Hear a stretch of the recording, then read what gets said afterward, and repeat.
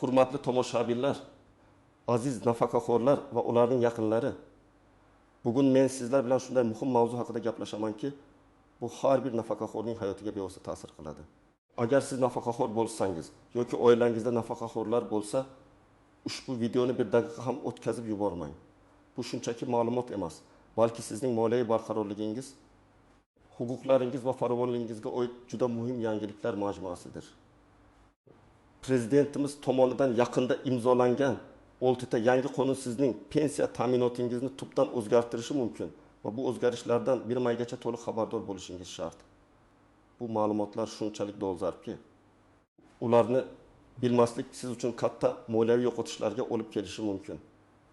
Shuning uchun kanalimizga obuna bo'lishni va ushbu videoga like bosishni unutmang. Chunki siz hozir eshitadigan ma'lumotlar oltin qiymatiga ega bo'lishi mumkin. Keling, birgalikda bu muhim o'zgarishlarni chuqur o'rganib chiqamiz. Muammoning mohiyati va o'zgarishlar haqida ko'p yillar davomida pensiya tizimida ma'lum bir barqarorlik mavjud edi. Ammo bu barqarorlik ko'pincha aholining real ehtiyojlari va iqtisodiy vaziyat o'rtasidagi tafovutni yashirib kelardi. Nafaqaxo'rlar pensiya miqdorlarining inflyatsiya darajasiga nisbatan sezilarli darajada ortda qolishidan, pensiyani hisoblashda bürokratik to'siqlardan, zarur hujjatlarni yig'ishdagi qiyinchiliklardan va boshqa ko'plab muammolardan shikoyat qilishar edi. Pensiya ta'minoti tizimi ba'zan eskirgan qoidalarga asoslangan bo'lib, bu nafaqaxo'rlarning turmush darajasini oshirishga emas, balki minimal ijtimoiy himoyani ta'minlashga qaratilgan edi.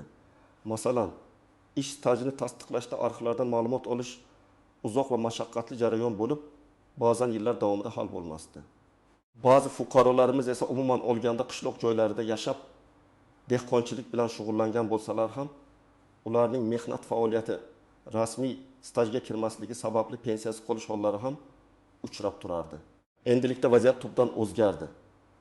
Prezidentimizning tashabbusi bilan qabul qilingan ushbu 6 ta yangi qonun aslida pensiya tizimini modernizatsiya qilish, uni zamonaviy iqtisodiy sharoitlarga moslashtirish va eng muhimi, nafaqaxo'rlarning turmush farovonligini sezilarli darajada oshirishga qaratilgan. Bu shunchaki kosmetik o'zgarishlar emas, balki tizimli islohotlardir. Davlatimiz nafaqaxo'rlarni jamiyatning qadrli a'zosi sifatida e'tirof etib, ularning munosib keksalik yo'shini ta'minlashga qaratilgan siyosatni olib bormoqda. Endi pensiya ta'minoti faqatgina minimal ehtiyojlarni qoplashga emas, balki nafaqaxo'rlarning jamiyatdagi faol ishtirokini rag'batlantirish, ularning sog'lig'ini saqlash va madaniy hordiq chiqarishlari uchun sharoit yaratishga ham yo'naltirilgan. Bu o'zgarishlar orqali ko'plab fuqarolarimiz uchun yangi imkoniyatlar eshigi ochiladi. Ammo bu imkoniyatlardan foydalanish uchun ularni tushunish va to'g'ri harakat qilish juda muhimdir. Birinchi qonun. Pensiyalarni qayta hisoblash va indeksatsiyalashning yangi mexanizmlari bu qonun nafaqaxo'rlarimiz uchun eng muhim va kutilgan o'zgarishlardan biridir. Oldin nafaqalar faqatgina minimal iste'mol soati yoki inflyatsiya darajasiga bog'liq holda oshirilardi. Bu esa ko'pincha real xarid qobiliyatini saqlab qolish uchun yetarli emas edi.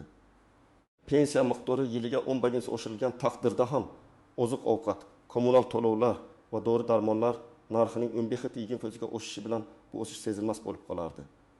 Natijada nafaqaxo'rlar har yili pulining qadri pasayganini his qilishardi.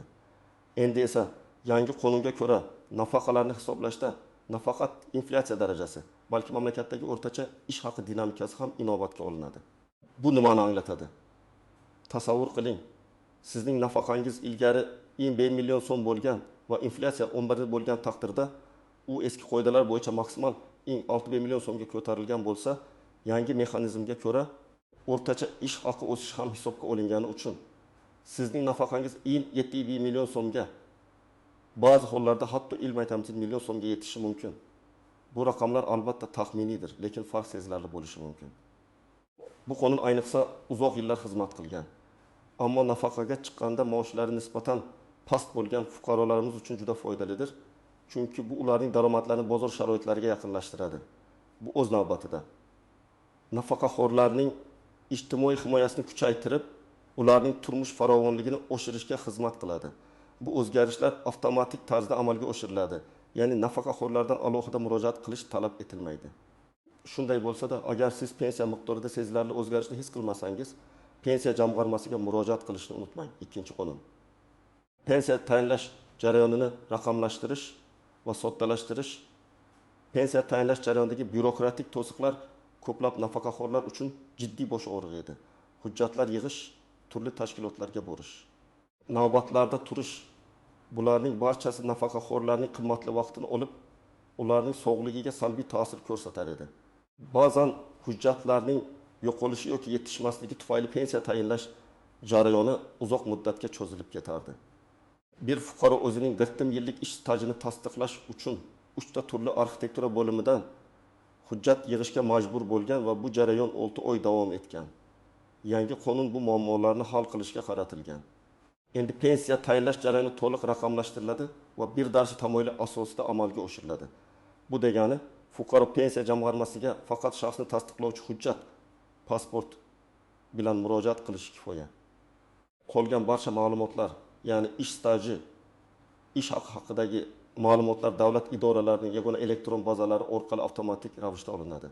Bu nafaqaxo'rlarning vaqtini tejash bilan birga inson omili sababli yuzaga kelishi mumkin bo'lgan xatoliklar va korrupsiya xavfini ham sezilarli darajada kamaytiradi. Misol uchun ilgari pensiya jamg'armasiga pensiya tayinlash uchun 15-20 ta turli hujjatlar talab qilingan bo'lsa, endilikda bu hujjatlar ro'yxati 2-3 taga qisqartiriladi. Hatto kelajakda butunlay bir hujjatga qadar kamaytirilib, boshqa barcha ma'lumotlar elektron tarzda olinishi rejalashtirilgan. Bu jarayon tufayli pensiya tayinlash muddati 3 kundan 10 kungacha qisqaradi. Kimlar uchun bu muhim? Pensiyaga chiqish arafasida turgan va pensiya hujjatlarini yig'ishdan xavotirlangan barcha fuqarolarimiz uchun. 3-qonun. Ayrim toifadagi nafaqaxo'rlar uchun qo'shimcha imtiyozlar va ustamalar bu qonun jamiyatimizning eng ehtiyojmand va alohida e'tiborga muhtoj qatlamini qo'llab-quvvatlashga qaratilgan. Eski tizimda ko'pchilik nafaqaxo'rlar qanchalik xizmatlari bo'lmasin, standart pensiya miqdorini olishar edi. Bu esa ularning mehnati va xizmatiga munosib baho bo'lmasdi. Yangi qonun aynan mana shu adolatsizlikni bartaraf etishga qaratilgan. Unga ko'ra, bir qator toifadagi nafaqaxo'rlar uchun qo'shimcha imtiyozlar va ustamalar joriy etiladi. Bular jumlasiga 1. Uzoq muddatli mehnat stajiga ega bo'lganlar, ayollarda 35 yildan, erkaklarda gartan yildan ortiq staji borlar uchun pensiya miqdoriga ma'lum foizda qo'shimcha ustamalar beriladi. Masalan, agar sizning stajingiz gartan yildan oshgan bo'lsa, har bir qo'shimcha yil uchun pensiyangizga 2 dan qo'shimcha ustama qo'shilishi mumkin.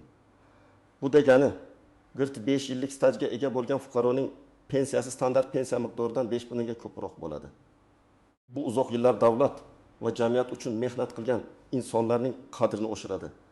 2. Nogironligi bo'lgan shaxslarni parvarish qiluvchi nafaqaxo'rlar uchun alohida moddiy yordamlar ko'zda tutilgan. Bu yordam o'rtacha ish haqining 2 ming miqdorida bo'lishi mumkin va har oy pensiya bilan birga to'lanadi. Bu asosan nogiron bolalari yoki yaqin qarindoshlari bor oilalar uchun juda katta yordam bo'ladi. Qishloq joylarda yashovchi va doimiy dehqonchilik bilan shug'ullangan, ammo rasmiy ish stajiga ega bo'lmagan fuqarolar uchun ijtimoiy pensiyani tayinlash mexanizmi soddalashtirildi. Endilikda ularning dehqonchilik faoliyati ham ma'lum shartlar asosida ish staji sifatida hisobga olinadi. Masalan, agar bir ayol 20 yil davomida tomorqasida dehqonchilik qilib, oilasini boqqan bo'lsa-yu, lekin rasmiy ish joyi bo'lmagan bo'lsa, endi u ma'lum tartibda minimal ijtimoiy pensiyaga ega bo'lishi mumkin. Bu millionlab qishloq aholisi uchun adolatli yechimdir.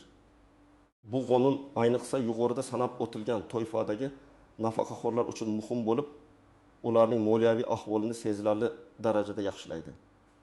Nafaqaxo'rlarning ishga joylashishiga qaratilgan cheklovlarni bekor qilish va rag'batlantirish eski tizimda pensiya oluvchi shaxsning ishlashi ko'pincha qo'shimcha to'siqlar yaratardi. Ba'zi hollarda ishlagan nafaqaxo'rlar pensiyasining ma'lum bir qismidan mahrum bo'lar yoki ularga pensiya umuman to'xtatilib, faqat ish haqi bilan cheklanishar edi. Bu esa ko'plab faol va ishchan nafaqaxo'rlarni mehnat bozoridan chetlatardi. Ularning bilim va tajribasidan jamiyat to'liq foydalana olmasdi. Misol uchun bir malakali muhandis nafaqaga chiqqach, o'z sohasida ishlashni davom ettirmoqchi bo'lsa, uning pensiyasi keskin kamayish tufayli ko'pincha bu fikrdan voz kechishga majbur bo'lar edi. Yangi qonun bilan bu cheklovlar bekor qilindi. Endilikda nafaqaxo'rlar hech qanday cheklovlarsiz ishlashi mumkin va ularning pensiyasi to'liq miqdorda saqlanib qoladi. Ya'ni ular ham ish haqi, ham pensiya olish huquqiga ega bo'ladilar. Bundan tashqari, ishlayotgan nafaqaxo'rlar uchun ma'lum bir soliq imtiyozlari ham joriy etildi. Masalan, ularning ish haqidan olinadigan daromad solig'ining bir qismi, masalan, EXBD miqdorida kamaytirilishi mumkin. Bu nafaqaxo'rlarni ijtimoiy hayotda faol ishtirok etishga, o'z bilim va tajribalarini yoshlarga o'rgatishga rag'batlantiradi. Bu nafaqaxo'rlar uchun nafaqat moliyaviy jihatdan foydali, balki ularning ruhiy holatiga ham ijobiy ta'sir ko'rsatadi. Chunki ular o'zlarini jamiyat uchun kerakli va foydali his qilishadi. Ushbu qonun har bir nafaqaxo'r uchun muhim, chunki u ularga o'z tanlov erkinligini beradi. Faqat pensiya bilan yashash yoki qo'shimcha daromad topib, turmush darajasini yaxshilash. 5-qonun. Nafaqaxo'rlar uchun tibbiy va ijtimoiy xizmatlarni kengaytirish. Bu qonun nafaqaxo'rlarning sog'lig'i va ijtimoiy himoyasini ta'minlashga qaratilgan. Avvallari nafaqaxo'rlar uchun tibbiy xizmatlardan foydalanishda cheklovlar mavjud edi. Bepul davolanish yoki dori-darmon ta'minoti faqat juda tor doiradagi imtiyozli shaxslarga berilardi. Sanatoriy kurortlarda davolanish uchun yo'llanmalar olish ham qiyin jarayon edi. Natijada ko'plab nafaqaxo'rlar o'z sog'lig'ini to'liq nazorat qila olmasdi. Yangi qonunga ko'ra, nafaqaxo'rlar uchun tibbiy xizmatlardan foydalanish imkoniyatlari sezilarli darajada kengaytiriladi. Xususan VIN har yili majburiy bepul tibbiy ko'riklar joriy etiladi. Bu ko'riklar pensiya jamg'armasi yoki sog'liqni saqlash vazirligi tomonidan qoplanadi. Bu profilaktika choralari orqali kasalliklarni erta aniqlash va davolash imkoniyati yaratiladi. 2. Imtiyozli dori-darmon ro'yxati kengaytiriladi. Ilgari, masalan, faqat yurak kasalliklariga chalingan nafaqaxo'rlar uchun bir nechta dorilar bepul berilgan bo'lsa, endi bu ro'yxatga qandli diabet, gipertoniya va boshqa surunkali kasalliklar uchun zarur bo'lgan dorilar ham kiritiladi. 4. Sanatoriy kurortlarda davolanish uchun yo'llanmalar olish tartibi soddalashtiriladi va ularning soni oshiriladi. Endilikda nafaqaxo'rlar o'zlarining hududiy tibbiy muassasalariga murojaat qilish orqali navbat kutmasdan yilda bir marta sanatoriy kurortda davolanish uchun yo'llanma olishlari mumkin bo'ladi. Bir misol, yoshligida qattiq mehnat qilgan yosh kattaroq nafaqaxo'rlarimiz ko'pincha bo'g'im kasalliklardan aziyat chekishadi. Ilgari ularning bu kasalliklarni bepul davolash deyarli imkonsiz edi. Endi esa yangi qonun tufayli ular bepul sanatoriy kurortlarda davolanib, sog'liklarini tiklash imkoniyatiga ega bo'ladilar. Bu qonun ayniqsa sog'lig'i nisbatan zaif bo'lgan, doimiy tibbiy nazorat va davolanishga muhtoj nafaqaxo'rlar uchun juda qadrlidir. 6-qonun. Nafaqaxo'rlarning huquqiy savodxonligini oshirish va ularga bepul yuridik yordam ko'rsatish. Bu qonun oldingi 5 ta qonunning samaradorligini ta'minlashda asosiy rol o'ynaydi. Avvallari nafaqaxo'rlar ko'pincha o'z huquqlarini bilmasdilar. Yuridik maslahat olish uchun mablag'lari yetmasdi yoki qayerga murojaat qilishni bilmasdilar. Natijada ular o'zlariga tegishli bo'lgan imtiyozlar va yordamdan foydalana olmasdilar. Bir ayolning qo'shimcha ish staji bo'lganligi haqida ma'lumoti bo'lsa-da, lekin uni qanday rasmiylashtirishni bilmaganligi sababli uning pensiya miqdori kamroq bo'lib qolgan. Yangi qonun bilan nafaqaxo'rlar uchun bepul yuridik yordam ko'rsatish tizimi yo'lga qo'yiladi. Endilikda iring. Har bir hududda nafaqaxo'rlar uchun maxsus yuridik maslahat markazlari tashkil etiladi. Bu yerda ular pensiya masalalari, ijtimoiy imtiyozlar, uy-joy kommunal xizmatlari bo'yicha bepul maslahatlar olishlari mumkin. 2. Nafaqaxo'rlarning huquqiy savodxonligini oshirish maqsadida muntazam ravishda seminarlar, uchrashuvlar va ma'rifiy tadbirlar o'tkaziladi.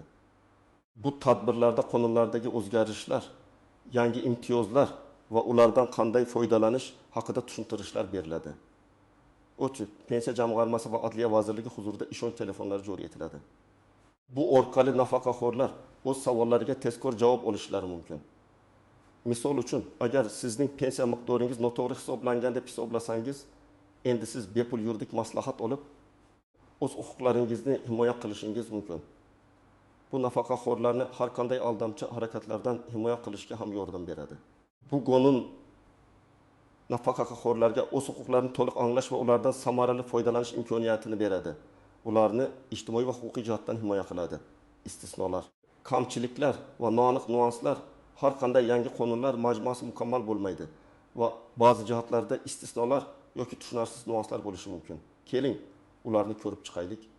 Birinchidan, pensiyalarni qayta hisoblash va indeksatsiyalash mexanizmlari avtomatik tarzda ishlasa-da, bu o'zgarishlar barcha nafaqaxo'rlar uchun bir xil darajada sezilarli bo'lmasligi mumkin.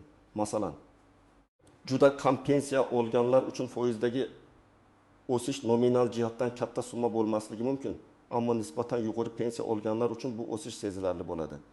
Agar sizda pensiya hisob-kitoblariga nisbatan savollar tug'ilsa, darhol pensiya jamg'armasiga murojaat qiling. Ikkinchidan, pensiya tayinlash jarayonini raqamlash dastlabki bosqichda texnik nosozliklarga yoki ma'lumotlar bazalarida xatoliklarga olib kelishi mumkin. Ba'zi eski hujjatlar, ayniqsa 1990 yillargacha bo'lgan davrga oid ma'lumotlar elektron bazalarda to'liq mavjud bo'lmasligi ehtimoli bor. Bunday hollarda sizdan baribir qo'shimcha hujjatlar talab qilinishi mumkin. Shuning uchun pensiyaga chiqish arafasida bo'lganlar o'z ish staji va maoshlari haqidagi hujjatlarning aslarini saqlab qo'yishlari tavsiya etiladi. Uchinchidan, qo'shimcha imtiyozlar va ustamalar haqidagi qonun ayrim aniq toifadagi nafaqaxo'rlarga qaratilgan. Agar siz ushbu toifalarga kirmasangiz, siz uchun ushbu qonundan to'g'ridan-to'g'ri foyda bo'lmasligi mumkin. Masalan, uzoq staj uchun ustamalar faqat muayyan yillardan ortiq ishlaganlarga beriladi. Yana bir muhim nuqta, qishloq joylarda dehqonchilik bilan shug'ullanganlar uchun ijtimoiy pensiya olish tartibi ham o'ziga xos shartlarga ega bo'ladi. Masalan, ma'lum bir minimal maydondagi tomorqada ishlaganlikni tasdiqlovchi hujjatlar talab qilinishi mumkin. Barcha shartlarni aniqlashtirish uchun hududiy pensiya jamg'armasiga murojaat qilish zarur. To'rtinchidan, nafaqaxo'rlarning ishlashiga qaratilgan cheklovlarni bekor qilish qonuni juda foydali bo'lsa-da, ish beruvchilarning nafaqaxo'rlarni ishga olishga bo'lgan munosabatlari darhol o'zgarmasligi mumkin. Ba'zi kompaniyalar hali ham yoshi kattaroq xodimlarni ishga olishdan tortinishlari mumkin. Shuningdek, yangi soliq imtiyozlari faqat ma'lum bir muddatga amal qilishi yoki ma'lum bir daromad chegarasigacha qo'llanilishi mumkin. Bu vaqtda aniq ma'lumotlarni soliq qo'mitasidan olish kerak. 5-dan, tibbiy va ijtimoiy xizmatlarni kengaytirish qonuni juda yaxshi. Biroq dastlabki bosqichda tibbiy muassasalarda yuklamaning oshishi, mutaxassislar yoki yo'llanmalar yetishmasligi kabi muammolar yuzaga kelishi mumkin. Bepul dori-darmon ta'minoti ham dori-darmonlarning mavjudligiga bog'liq bo'ladi. Ushbu xizmatlardan samarali foydalanish uchun avvalo o'zingiz biriktirilgan poliklinika yoki qishloq vrachlik punktiga murojaat qilib, mavjud imkoniyatlar haqida ma'lumot olishingiz lozim. 6-dan, bepul yuridik yordam tizimi hali to'liq yo'lga qo'yilmagan bo'lishi mumkin. Dastlabki bosqichda mutaxassislar yetishmasligi yoki maslahat markazlarining band bo'lishi mumkin. Ammo bu tizimning ishga tushishi bilan baribir nafaqaxo'rlar uchun huquqiy yordam ancha osonlashadi. Eng asosiysi, har doim ishonchli, rasmiy manbalardan ma'lumot oling va firibgarlikdan ehtiyot bo'ling. Sizdan hech kim pensiya masalasida go'yoki yordam berish uchun pul talab qilmasligi kerak. Bunday holatlar haqida darhol tegishli organlarga xabar bering. Amaliy maslahatlar, nimalar qilishingiz kerak? Aziz nafaqaxo'rlar, bu yangi qonunlar sizning hayotingizni yaxshilash uchun qabul qilingan, ammo ulardan to'liq foydalanish uchun sizdan ham ma'lum harakatlar talab etiladi. Unutmang, irmaygacha o'zgarishlardan xabardor bo'lishingiz va zarur choralarni ko'rishingiz muhim. 1. Pensiya jamg'armasining rasmiy sayti va ijtimoiy tarmoqlardagi sahifalarni kuzatib boring. Barcha yangi ma'lumotlar, tushuntirishlar va aniq ko'rsatmalarda rasmiy manbalardan ma'lumot olish juda muhim ekan. Hududiy pensiya jamg'armasi bo'limiga shaxsan murojaat qiling. Agar sizda pensiya miqdori, stajni qayta hisoblash yoki qo'shimcha imtiyozlar bo'yicha savollar bo'lsa, yashash joyingizdagi pensiya jamg'armasi bo'limiga borib, mutaxassisdan shaxsan maslahat oling. Ular sizning shaxsiy holatingizga qarab aniq javob bera oladilar. Ularga telefon qilib borishdan oldin qabul soatlarini aniqlashtirib olishingiz maqsadga muvofiq. 3. Zarur hujjatlarni tayyorlab qo'ying. Garchi pensiya tayinlash jarayoni soddalashtirilgan bo'lsa-da, sizning pasportingiz, mehnat daftarchangiz, diplomlaringiz agar mavjud bo'lsa, nikoh guvohnomangiz yoki o'lim guvohnomasi kabi asosiy hujjatlar doimo qo'lingizda bo'lishi kerak. Agar siz dehqonchilik bilan shug'ullangan bo'lsangiz, yer uchastkasi hujjatlari, tomorqadan daromad olganingizni tasdiqlovchi ma'lumotnomalar ham kerak bo'lishi mumkin. 4. Arizalar yozishga tayyor turing. Ba'zi imtiyozlar yoki pensiyani qayta hisoblash uchun sizdan yozma ariza talab qilinishi mumkin.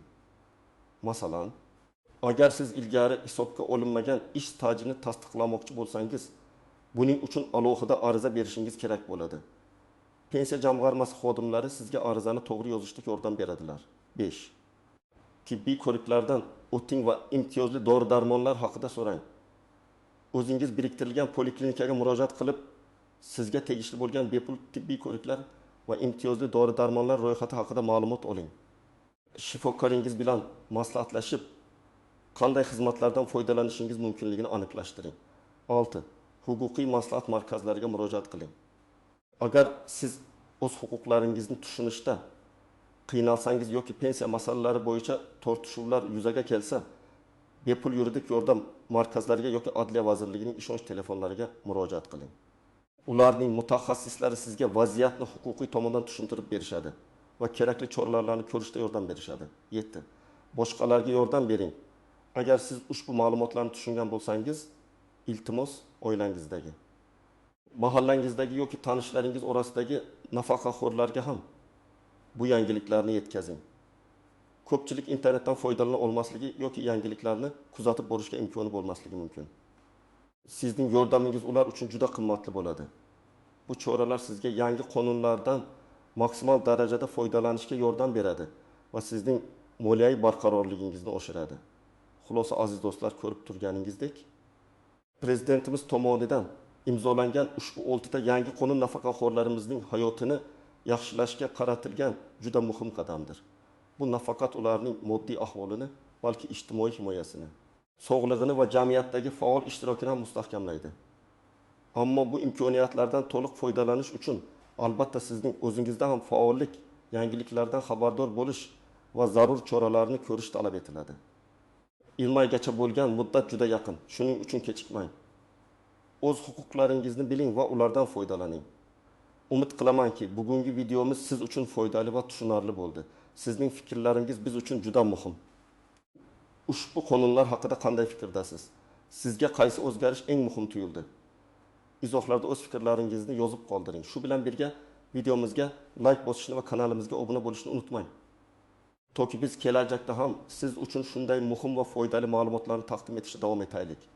O'zingizni ehtiyot qiling va farovon yashang. Keyingi videolarda ko'rishguncha.